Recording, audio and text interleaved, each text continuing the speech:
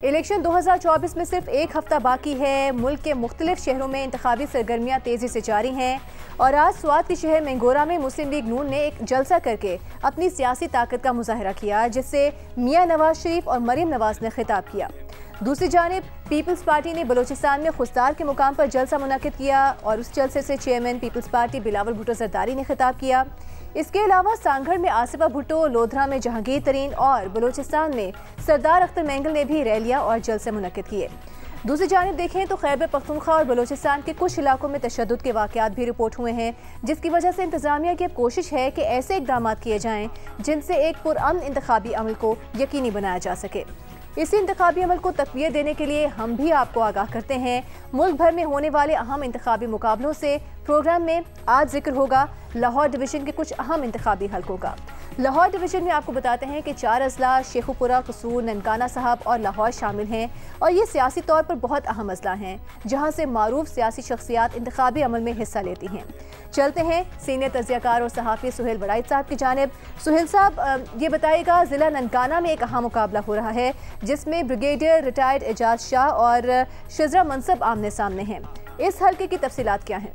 देखिए जी, ये NA 112 है, ननकाना शहर है और ये ननकाना ज़िला नया बना है जनरल मुशर्रफ के ज़माने में, जब परवेज़ इलाही साहब चीफ़ मिनिस्टर थे और ब्रिगेडियर एजाज शाह साहब जो 2018 में यहाँ से इलेक्ट हुए, उनका इस ज़िला बनवाने में बड़ा नुमायाँ किरदार था और यहाँ इस दफ़ा वो फिर PTI के कैंडिडेट हैं। ब्रिगेडियर एजाज शाह साहब का पाकिस्तानी सियासत की तारीख़ में बड़ा अहम किरदार रहा है।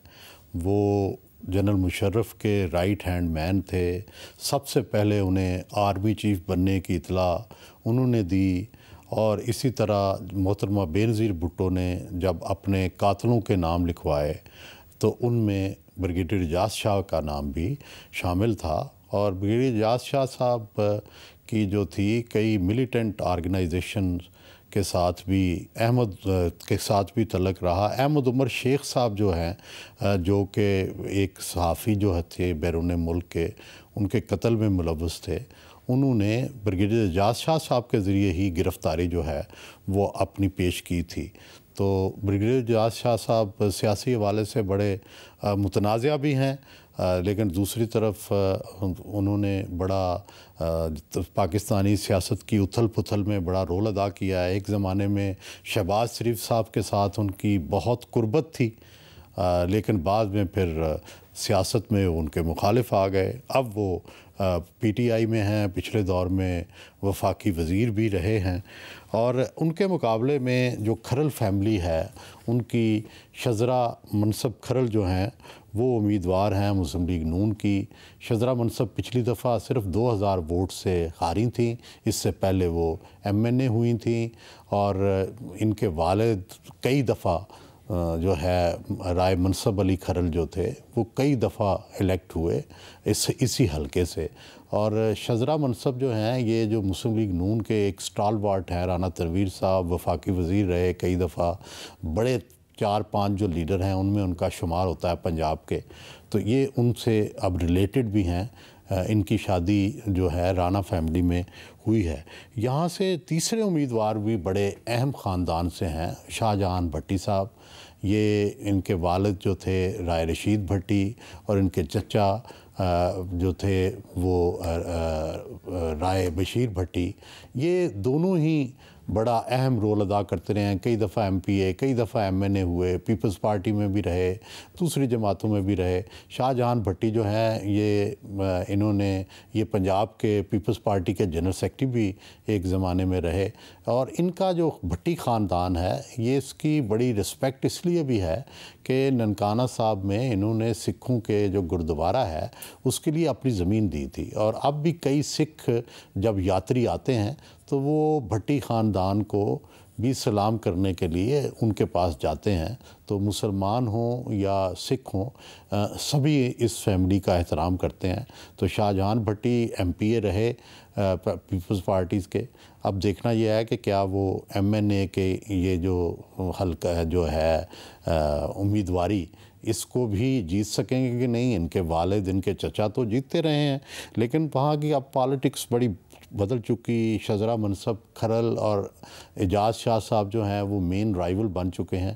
لیکن یہاں پچھلی دفعہ ایک بڑا نمایاں چیز دیکھنے میں آئی تھی کہ یہاں تحریک لبیک کے جو رضوی صاحب تھے وہ 50,000 ووٹ انہوں نے لیا تھا. اس دفعہ رضوی صاحب کو تو تحریک لبیک نے ٹکٹ نہیں دیا، محمد ابرار صاحب کو ٹکٹ دیا ہے.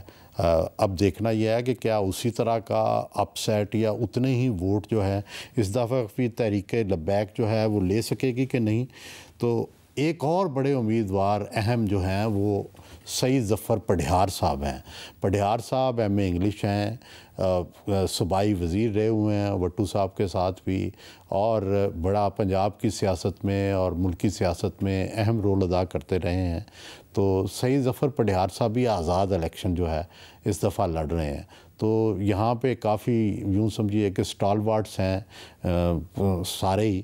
اب دیکھنا یہ ہوگا کہ کون ان میں سے اس دفعہ اپنی پوزیشن مضبوط کر سکے گا. سہیل صاحب ہمارے ساتھ ہی موجود رہے گا. ننکانہ میں ہمارے نمائندے شاہین غیور ہمارے ساتھ موجود ہیں، ان کی طرف چلتے ہیں.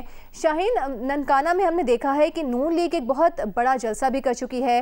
آپ گراؤنڈ پر موجود ہیں، بتائیے گا کیا حلقے کے حالات کیا ہیں، عوام کی سیاسی ترجیحات کیا ہیں؟ جی میں اس وقت موجود ہوں حلقہ N112 ننکانہ 2 میں.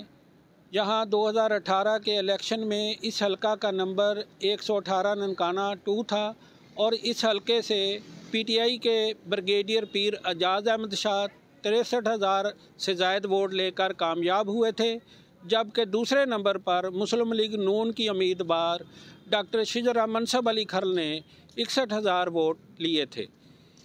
اسی حلقہ سے N118 سے 2022 کے ضمنی انتخابات میں عمران خان 90,000 ووٹ لے کر کامیاب ہوئے تھے، جبکہ مسلم لیگ نون کی طرف سے ڈاکٹر شجرہ منصب علی خان کھرل 78,000 ووٹ لے کر دوسری پوزیشن پر تھیں. اور اس حلقہ میں اس مرتبہ بریگیڈیئر اعجاز احمد شاہ اور ڈاکٹر شجرہ منصب علی کھرل کے درمیان کانٹے دار مقابلہ متوقع ہے. تاہم اس مرتبہ پی ٹی آئی کے بہت سے دڑوں نے ڈاکٹر شجرہ منصب علی کھرل کی حمایت کا اعلان کر دیا ہے، اور حلقہ N112 میں دوسری برادریوں کی نسبت کھر کمیونٹی کے ووٹرز کی تعداد بہت سب سے زیادہ ہونے کی بنا پر ڈاکٹر شجرہ منصب علی کھرل کے جیتنے کے چانسز موجود ہیں.